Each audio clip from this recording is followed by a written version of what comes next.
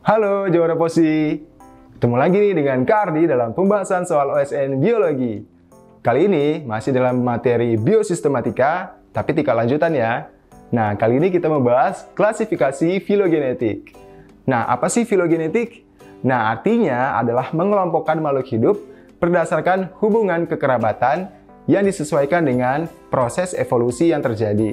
Nah, jadi filogenetik ini untuk mengetahui hubungan kekerabatan menggunakan metode tertentu, yaitu metode kladistik.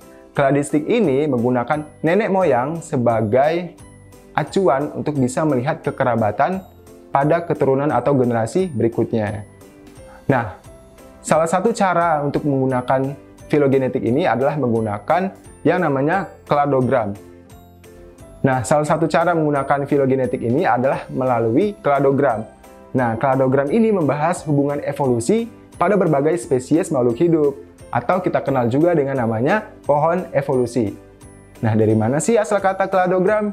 Kladogram berasal dari kata clade atau clade, artinya kelompok organisme yang berkaitan dengan nenek moyangnya.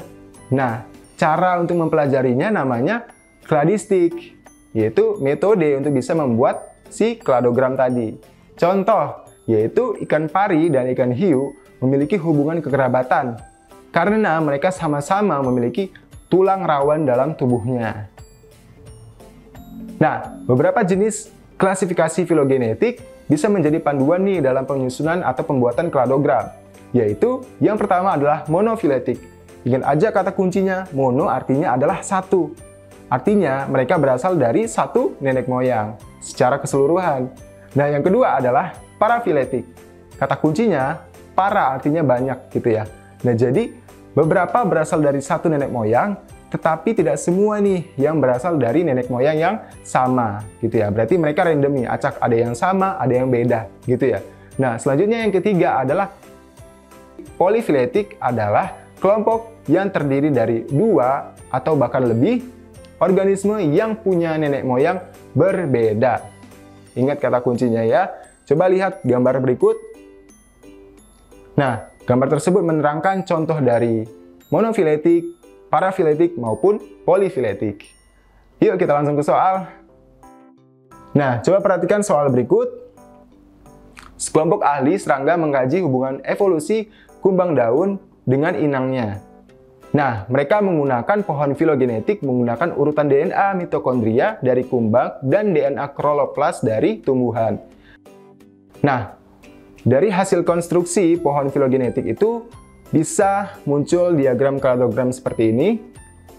Nah, mana pernyataan yang benar berdasarkan kladogram yang sudah disusun dari penelitian tadi?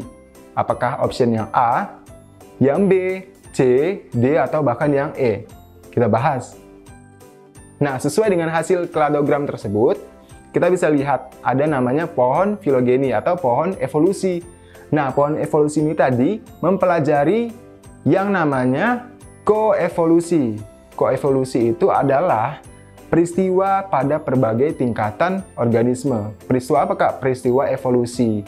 Nah, jadi yang dibahas dari kladogram itu adalah koevolusi antara herbivore dengan inangnya.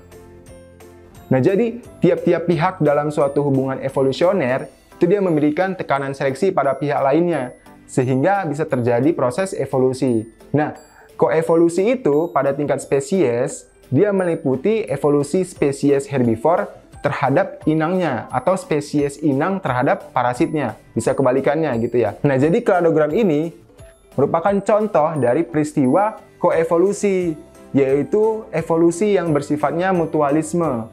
Mutualisme apa, Kak? Berarti satu untung, yang satu juga untung. Berarti mereka sama-sama diuntungkan, gitu ya. Jadi evolusinya itu saling menguntungkan antara si kumbang tadi dengan tumbuhannya, gitu ya.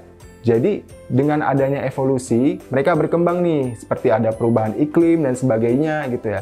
Nah, jadi evolusi yang memiliki interaksi satu sama lain ini bisa antara pemangsa dan yang dimangsa, bisa dengan itu tadi, simbiosis mutualisme dan simbiosis yang lainnya.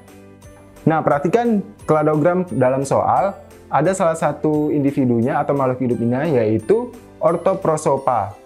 Orthoprosopa bilineata atau kita kenal dengan namanya lalat bunga. Nah, jadi interaksi atau koevolusi dari lalat bunga ini dengan tumbuhan Eupatorium bisa dilihat di gambar. Nah, yang merupakan tumbuhan herba. Jadi si tumbuhan Eupatorium ini adalah tumbuhan herba. Tumbuhan herba itu adalah tumbuhan yang masih tingginya itu bisa kita katakan sedang ya, tidak terlalu tinggi dan tidak terlalu pendek, gitu ya.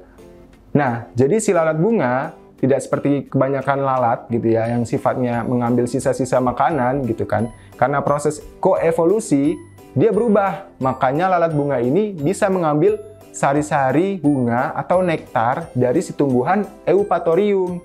Sehingga mereka bisa saling menguntungkan gitu kan. Jadi si lalat bunga membantu proses pembungaan si Eupatorium. Eupatoriumnya memberikan nektar untuk menjadikan makanan si lalat bunga. Seperti itu. Jadi peristiwa ini sesuai dengan jawaban di option D, yaitu hasil penelitian menunjukkan bahwa filogeni dapat juga digunakan untuk mempelajari peristiwa koevolusi antara herbivore dan juga inangnya. Nah, ingat ya, jadi kalau koevolusi bisa berkembang antara pemangsa dan yang dimangsa, herbivore dan inangnya dan juga parasitnya. Makanya jawaban yang paling tepat adalah yang D. Bisa dilihat contoh lalat bunganya dari gambar berikut dan juga beserta gambar dari si tumbuhan Eupatorium. Nah, sekelas info juga, kalau si lalat bunga ini, dia biasanya suka dari bunga yang warnanya itu putih atau warna kuning gitu ya.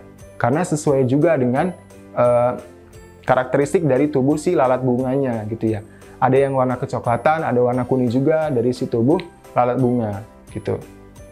Terima kasih sudah menonton video kali ini. Semoga menjadi bekal untuk persiapan kalian untuk OSN ya. Bye!